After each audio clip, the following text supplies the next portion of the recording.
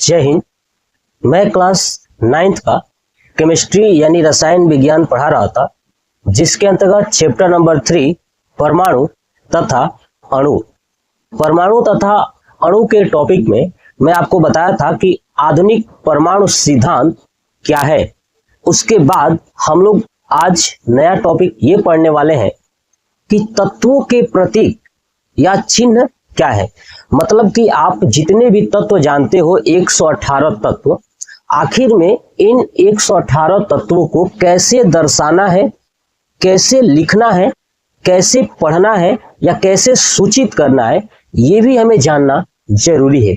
आखिर में किसी चीज को सूचित करना या संकेत के रूप में दिखाना कैसे होता है, ठीक है। तत्वों को ये आपको कैसे पता, मतलब समझिए कि जैसे मान लीजिए कि एक तत्व है मेरे पास सोडियम। क्या है? सोडियम। तो हम लोग जानेंगे कि जो ये तत्व है सोडियम, इसके लिए एक संकेत हम लोग लिखते हैं Na, ठीक है। तो ये Na लिखने का जो तरीका है वो किस वैज्ञानिक ने बताया था, आखिर में ये क्यों लिखा गया, यही लिखने का जो तरीका है यही आपका प्रतीक कहलाता है ना। यानी किसी भी तत्व को संकेत के रूप में, है ना, संकेत के रूप में या चिन्ह के रूप में अगर आप लिख पाते हो तो वही आपका प्रतीक है। तो समझ में आ गया। यानी हम लोग जो इस वीडियो में पढ़ने वाले हैं वो पढ़ने वाले हैं कि तत्वों को संकेत के रूप में कैसे लिखा गया, ठीक है।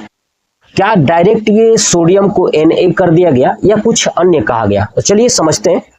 देखिए, सबसे पहले हम लोग जानते हैं कि आखिर में परमाणु क्या है ना। देखिए परमाणु क्या है। देखिए, आपको एक बात याद रखना है कि यह तत्व का सबसे छोटा कण है, यानी तत्व का सबसे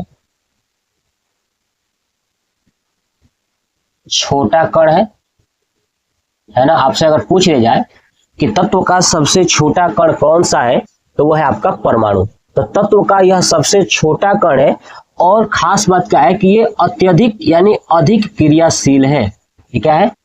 अधिक अभिक्रियाशील है। ये बात भी आपको याद रखना है कि जो तत्व का सबसे छोटा कण यानी परमाणु है, ये अधिक अभिक्रियाशील है।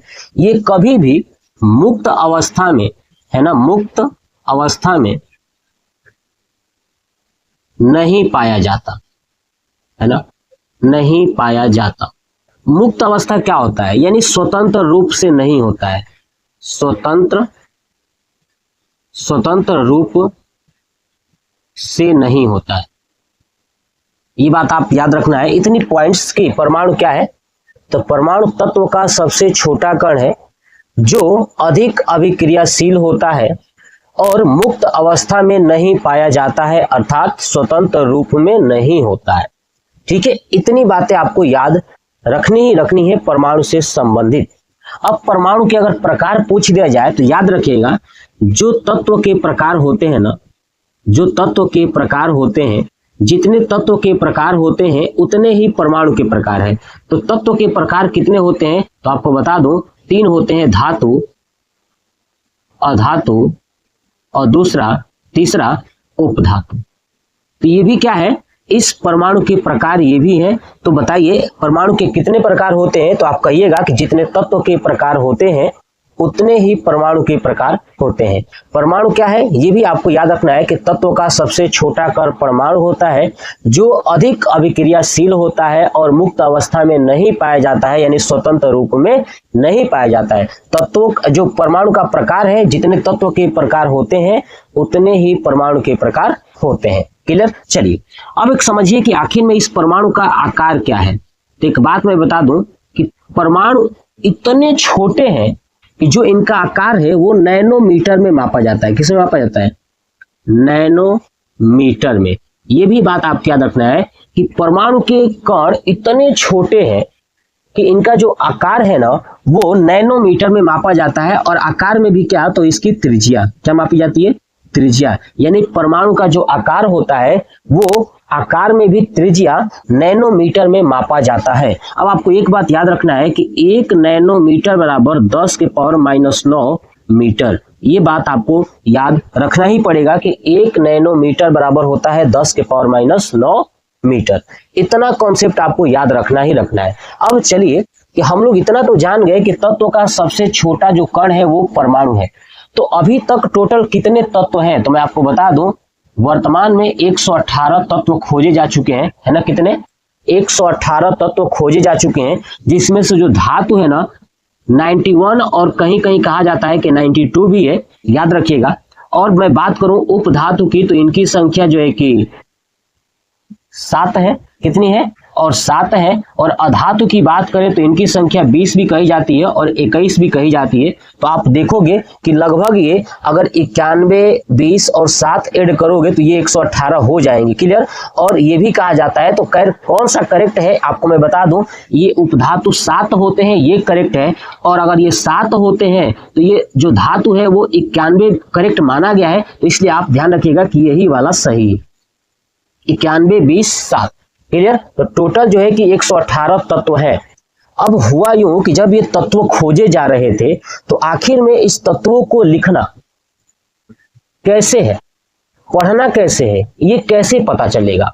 तो उसी के लिए तत्वों का प्रतीक आया। क्या आया? तत्वों का प्रतीक, है ना। क्या आया? तत्वों का प्रतीक, या इसी को बोलते हैं संकेत, है ना, या चिन्ह। बात समझ आ गया? तत्वों का प्रतीक यानी संकेत या चिन्ह आया कि आखिर में किसी भी तत्व को हम कैसे दर्शाएंगे, सबसे ज्यादा जरूरी यही था। जैसे मान लीजिए कि किसी के घर लड़का हुआ, ठीक है, खूब करिया निकल गया तो क्या बोलेंगे? अरे करिक का। कोई गोरा निकल गया, अरे गोर का। तो ये क्या हुआ? उस व्यक्ति का नाम न बोल करके सीधे काला, गोरा। ऐसे ही जो तत्व खोजे गए थे उन तत्वों का नाम भी जरूरी था। नाम के साथ साथ उनको दर्शाने के लिए शॉर्ट जो नाम होता है ना, छोटे से नाम, ताकि इनको आसानी से लिखा जा सके, आसानी से समझा जा सके और आसानी से पढ़ा जा सके, उस छोटे से नाम को देख करके कि ये यही तत्व है, ठीक है, तो वही तत्वों का प्रतीक कहलाया। मतलब आप कह सकते हो कि किसी भी तत्व के नाम को, है ना, किसी भी तत्व के नाम को क्या कहा गया? संकेतों के रूप में प्रदर्शित करना ही क्या कहलाया? तत्वों का प्रतीक कहलाया। ये बहुत ही ज्यादा जरूरी था कि तत्वों को संकेत के रूप में लिखा जाए। अगर आप संकेत के रूप में नहीं लिखोगे तो पढ़ना बड़ी मुश्किल हो गया था कि तत्वों के बारे में जाने कैसे। मान लीजिए जैसे सोना है तो सोना का कहीं पूरा नाम लिखा होगा तो आपको पूरा नाम बोलना, या कहीं अगर रासायनिक अभिक्रिया करा रहे हो तो वहां पे पूरा नाम कैसे लिखेंगे। इसीलिए जरूरी पड़ा इस तत्वों के प्रतीक का। तो तत्वों के प्रतीक के लिए प्राचीन काल से लेकर के आधुनिक काल तक अलग अलग तरीके से इनके प्रतीक के बारे में बताया गया। और वो जो प्रतीक हुआ तत्वों का प्रतीक, वो 3 प्रतीक बताया गया। कितने? 3 प्रतीक बताया गया। पहला जो प्रतीक था वो तत्वों का प्राचीन प्रतीक था। कौन सा प्रतीक? प्राचीन प्रतीक था, ठीक है। और जो दूसरा प्रतीक बताया गया वो डाल्टन प्रतीक था। कौन सा प्रतीक? डाल्टन प्रतीक। ये डाल्टन वैज्ञानिक ने बताया था तत्वों का प्रतीक के बारे में। और तीसरा है आधुनिक प्रतीक। कौन सा है? आधुनिक प्रतीक, है ना। ये पॉइंट भी आपको याद रखना है कि टोटल 3 प्रतीक के बारे में बताए गए, एक प्राचीन, एक डाल्टन और एक आधुनिक प्रतीक। देखिए समझते हैं कि आखिर में प्राचीन प्रतीक क्या है। तो देखिए जितने भी प्राचीन काल के जो ऋषि मुनि थे, जो रसायन विज्ञान के खोजकर्ता थे, उन्होंने क्या कहा कि जितने भी तत्व खोजे गए थे उन तत्वों का जो नाम है ना या प्रतीक है उसको ग्रहों के रूप में रख दिया। यानी सौर मंडल में जितने भी ग्रह थे उन ग्रहों के ऊपर क्या किया गया कि तत्वों के प्रतीक को दर्शा दिया गया। जैसे समझिए क्या कहा उन्होंने कि जैसे अगर हमारे पास अगर सोना है तो सोना चमकता है ना, इसलिए इसमें जो है कि सूर्य के नाम पे रख दिया गया, यानी इसका प्रतीक सूर्य हो गया। ये प्रतीक हो गया ऐसे सूर्य का, अगर पिक्चर आप जानते हो तो ये हो गया प्रतीक, है ना। ये हो गया सोने का प्रतीक। ऐसे ही चांदी की बात आई तो चांदी का क्या हो गया? चंद्रमा हो गया, है ना। क्या कहा है इन्होंने? चंद्रमा। और ये चंद्रमा का आकार ऐसे बना दिए, ये चंद्रमा हो गया। ऐसी तरह बात आई लोहा, है ना, किसका? लोहा, तो लोहा के लिए शनि, लोहा के लिए किसको, शनि को, है ना। ये शनि जो है कि शनि का प्रतीक लोहे के लिए, इसको बना दिए गोला, ऐसे करके ऐसे तीर लगा दिए, है ना, ऐसे बन गया, तो ये शनि का प्रतीक हो गया। इसलिए लोग कहते हैं ना कि शनिवार के दिन लोहा नहीं खरीदना चाहिए। अब देखिए ना, प्राचीन काल में ही जब ये प्रतीक बनाया गया कि लोहे का प्रतीक है शनि, और इसीलिए लोगों को ऐसा लगता है कि लोहा जो है कि शनिवार के दिन नहीं खरीदना चाहिए। ठीक है, तो ये प्रतीक है जो कि वैज्ञानिकों ने, प्राचीन काल के ऋषि मुनि, कुछ वैज्ञानिक जो रसायन विज्ञान में अपनी रुचि रखते थे, उन्होंने ये बात बताया। यानी प्राचीन प्रतीक समझ में आ गया। प्राचीन प्रतीक क्या था कि जितने भी प्राचीन काल में तत्व खोजे गए थे, उन तत्वों को सौर मंडल के अंदर जितने भी ग्रह है ना, उन ग्रहों के नाम पर रख दिया गया, वही उनका चिन्ह बन गया, वही उनका प्रतीक हो गया। लेकिन समझिए, उस टाइम ये कम खोजे गए थे तत्व, इसलिए उन्होंने ग्रहों के नाम पर रख दिया। लेकिन जैसे जैसे तत्व खोजे जा रहे थे ना, उसके बाद से रखना कठिन हो गया, और ये प्राचीन जो प्रतीक है तत्वों का, वो फेल हो गया। वो क्या हो गया, फेल हो गया। और उसके बाद से आया दूसरा, डाल्टन का प्रतीक। किसका आया, डाल्टन का प्रतीक आ गया, वो भी तत्वों का। अब डाल्टन का प्रतीक कब आया, तो समझिए, इसको मैं हटाता हूं, देखिएगा, नोट कर लीजिएगा। देखिए, दूसरा आया डाल्टन का प्रतीक। अब डाल्टन ने अपना प्रतीक जो है ना, कि अपना प्रतीक जो है कि ये डाल्टन अपना प्रतीक 1808 ईस्वी में दिए थे। कब दिए थे, 1808 ईस्वी में तत्वों के लिए जॉन डाल्टन ने प्रतीक बताया था। और उसमें क्या कहा जॉन डाल्टन ने, इन्होंने क्या कहा, कहा कि जितने भी तत्व है ना, सबके लिए गोला बना दीजिए। क्या बना दीजिए, गोला बना दीजिए, और इस गोले के अंदर अलग अलग चिन्हों से प्रदर्शित कर दिया जॉन डाल्टन ने। बात समझ में आ गया। यानी जितने भी तत्व खोजे गए थे, उनके लिए गोला बनाया, और उस गोले के अंदर अलग अलग चिन्ह दिखा करके उन्होंने कहा ये जो प्रतीक है, अब हम आसानी से बता सकते हैं। लेकिन इनकी प्रतीक की एक खास बात क्या थी कि ये गोला इसलिए चुने थे कि गोला ये बताता है कि ये सभी परमाणु है। गोला ये बताता है कि ये सभी क्या है, परमाणु है। इनके दिमाग में ये था कि गोला बनाएंगे और उसके अंदर स्ट्रक्चर बना देंगे, अलग अलग चिन्ह बना देंगे, वही चिन्ह से क्या हो जाएगा, डाल्टन का प्रतीक बताया गया। तो डाल्टन की प्रतीक फेल हो गया। क्यों फेल हो गया, कि कोई रासायनिक अभिक्रिया है, उसमें कैसे इसको लिखेंगे, आणविक सूत्र लिखना था, उसमें कैसे लिखेंगे, यानी तमाम ये लिखने में, पढ़ने में ये बड़ी दिक्कत हो रही थी इस प्रतीक को बताने के लिए। या कोई भी प्रतीक, प्राचीन हो गया चाहे जॉन डाल्टन हो गया, इनमें बड़ी प्रॉब्लम होती थी लिखने के लिए, बोलने के लिए, बताने के लिए, समझाने के लिए, हर जगह से ये प्रॉब्लम ही प्रॉब्लम था।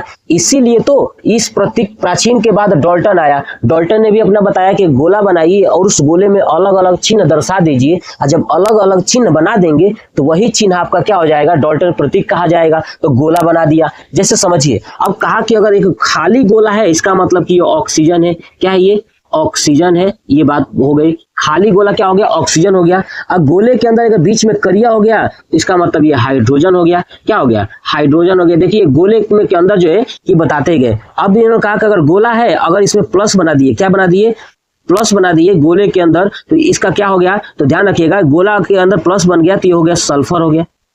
क्या हो गया, सल्फर हो गया। तो ऐसे उन्होंने अपना प्रतीक बनाना स्टार्ट कर दिया। जैसे और समझिए, एक गोला बना है, पूरा करिया से भर दिए। क्या कर दिए, इसको पूरा करिया से भर दिए, तो ये जो पूरा काला काला हो गया, तो इसको बोला गया कार्बन। इन्होंने क्या बता दिया, कार्बन। फिर गोला बनाया, उसमें लिख दिए जेड, इसका मतलब हो गया जिंक। क्या हो गया, जिंक। ठीक है। फिर गोला बनाया, उसमें लिख दिए पी, तो उसका मतलब हो गया प्लेटिनम, प्लेटिनम। बात समझ में आ रहा है। तो ऐसे वो बनाते गए।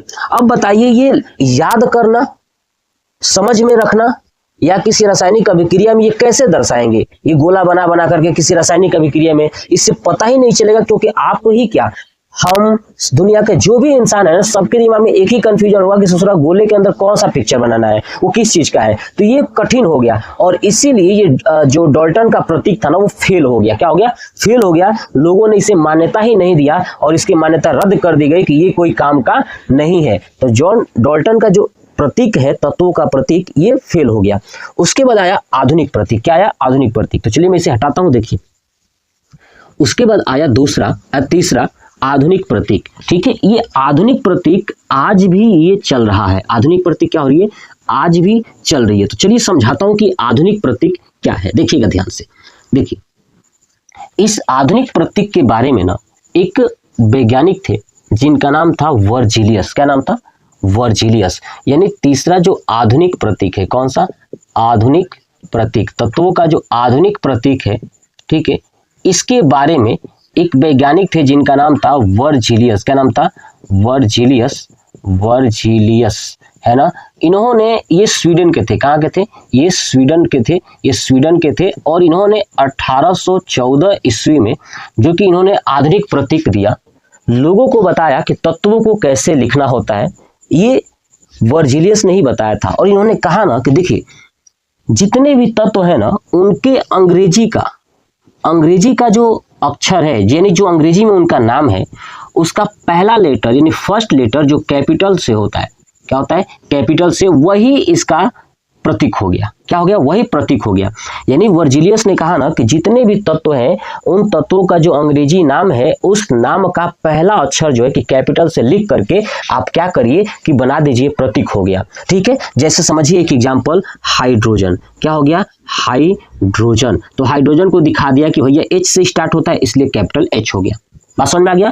अब लोगों की समस्या यही थी कि ठीक है, अगर कोई ऐसा तत्व है जिसकी स्टार्टिंग सेम हो तो आप क्या करोगे?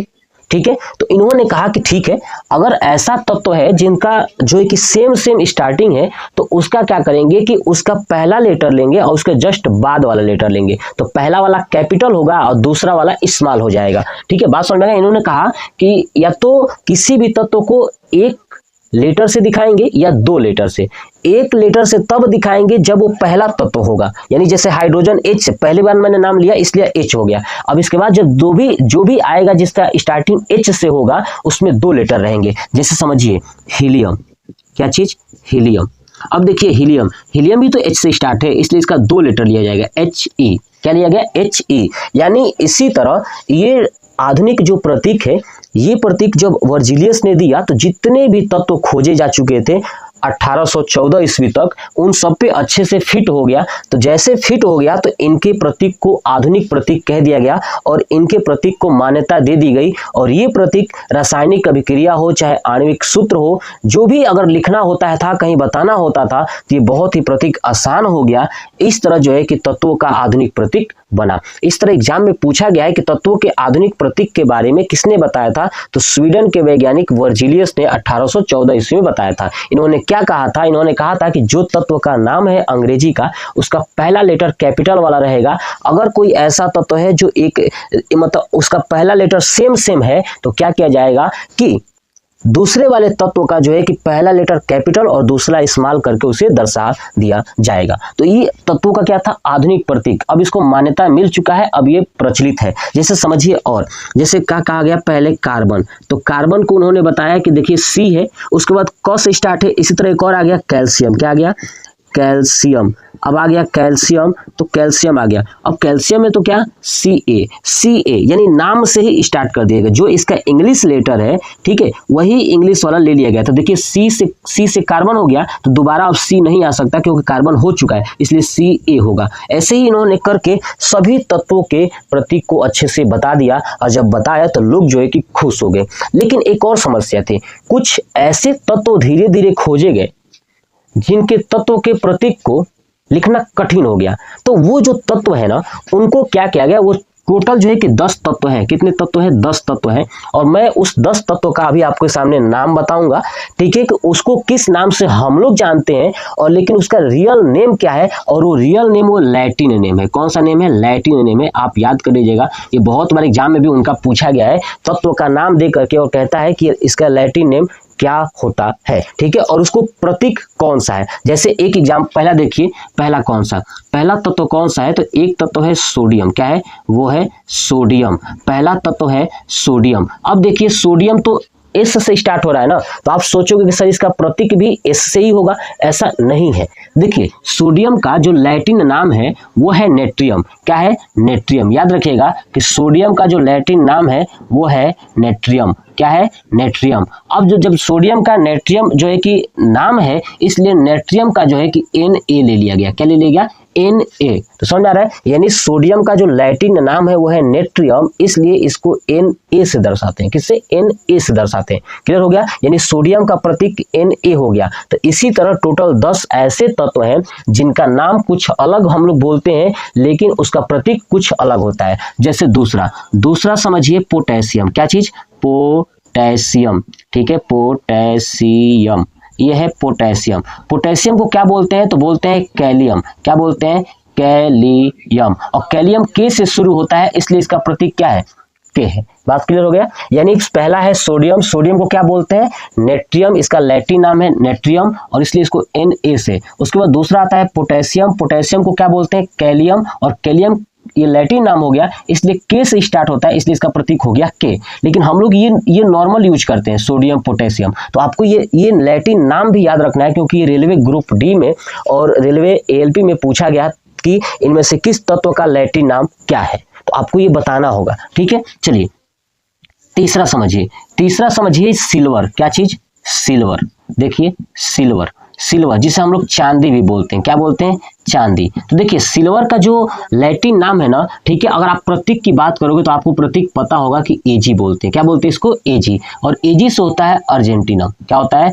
अर्जेंटीनम। ये पॉइंट्स भी आपको याद रखना है, सब याद हो जाना चाहिए कि सिल्वर यानी चांदी, चांदी को हम लोग Ag से दिखाते हैं, यानी Ag, तो इसका जो लैटिन नाम है वो है अर्जेंटीनम। और लोगों को यही लगता है कि चांदी को Ag क्यों कहते हैं, तो देखिए समझिए Ag का मतलब क्या हो गया? अर्जेंटीनम। ये रियल नेम है, लेकिन हम लोग ये वाला यूज करते हैं, है ना, कि चांदी हो गया यानी सिल्वर हो गया। अब हम लोग समझते हैं कि चौथा यानी सोना। क्या चीज? सोना, है ना, सोना। अब सोना को तो पहले से पता है सबको कि Au से दर्शाते हैं, तो Au का मतलब क्या होता है? ऑरम होता है। क्या होता है?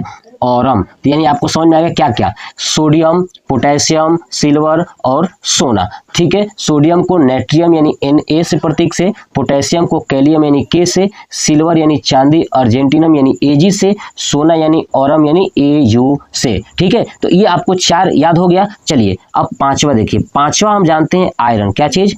आयरन। देखिए आयरन यानी लोहा, लोहा को हम दिखाते हैं Fe से। किससे दिखाते हैं? प्रतीक से Fe से आयरन को। इसको बोलते हैं फेरम। क्या बोलते हैं? फेरम। यानी टोटल आपको 5 याद हो गया, ठीक है, कि आयरन को फेरम बोलते हैं, लैटिन नाम इसका है, और इसे Fe से दर्शाता है। किससे दिखाते हैं? Fe से। ऐसे ही छठवा आता है, ये आता है कॉपर। क्या आता है? कॉपर, है ना, कॉपर। कॉपर आप लोग जानते हैं ना, जो घरों में वायरिंग के लिए जो तार आते हैं वो किसके होते हैं? कॉपर के होते हैं। और कॉपर को Cu से दर्शाते हैं, तो Cu का मतलब क्या हो गया? तो आपका होता है क्यूप्रम। क्या होता है? क्यूप्रम। यानी छठवा क्या हो गया? कॉपर। कॉपर का जो लैटिन नाम है वो है क्यूप्रम, और यानी इसको दर्शाते कैसे हैं? Cu से। किससे?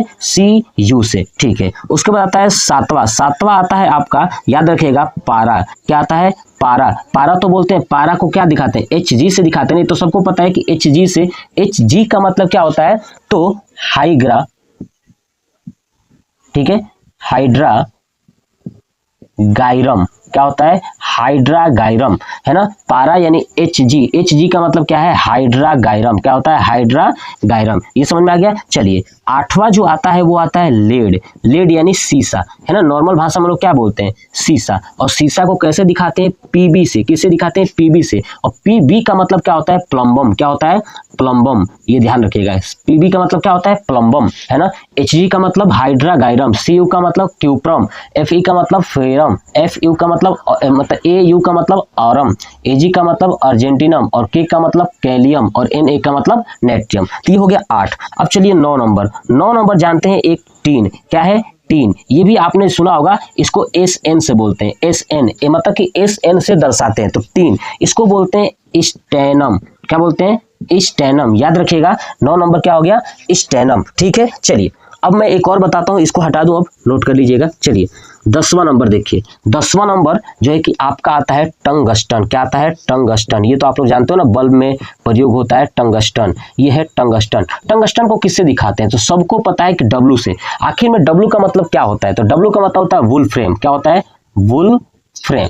याद रखिएगा, W का मतलब होता है वुल फ्रेम। यानी टंगस्टन को W से दिखाते हैं, तो W का मतलब क्या है? वुल फ्रेम। यानी टोटल जो 10 के 10 ये तत्व हैं, इन तत्वों का लैटिन नाम आपको याद रखना है, और प्रतीक भी। प्रतीक सबको याद होता है, जो लैटिन नाम है इन 10 तत्वों का अगर आप याद रख लेते हो तो आपका जो रेलवे ग्रुप डी, रेलवे का जितने भी वनडे एग्जाम है ना, सबके लिए ये सबसे जरूरी है। और उसके बाद क्या जरूरी है कि आधुनिक प्रतीक के बारे में किसने बताया था? वर्जिलियस ने। कब बताया था? क्या क्या लिखना होता है? ये आपको बहुत ज्यादा एग्जाम में पूछा जाता है। तो ये तत्वों का जो प्रतीक है वो पूरा कंप्लीट हो गया। ठीक है, तत्व परमाणु क्या होता है, आकार क्या होता है, तत्वों के प्रतीक कितने हैं ये मैंने बता दिया, कैसे कैसे प्रतीक में सुधार किया गया, क्यों किया गया। ठीक है, तो ये चीज करके ये पूरा मैंने कंप्लीट करा दिया। क्लियर। चलिए नेक्स्ट पार्ट में हम लोग पढ़ेंगे परमाणु द्रव्यमान, परमाणु भार, है ना, ये सब डिटेल्स के साथ पढ़ेंगे। और ये आपको वीडियो अगर अच्छा लगा है ना तो कमेंट बॉक्स में कमेंट करके जरूर बताइएगा। जय हिंद।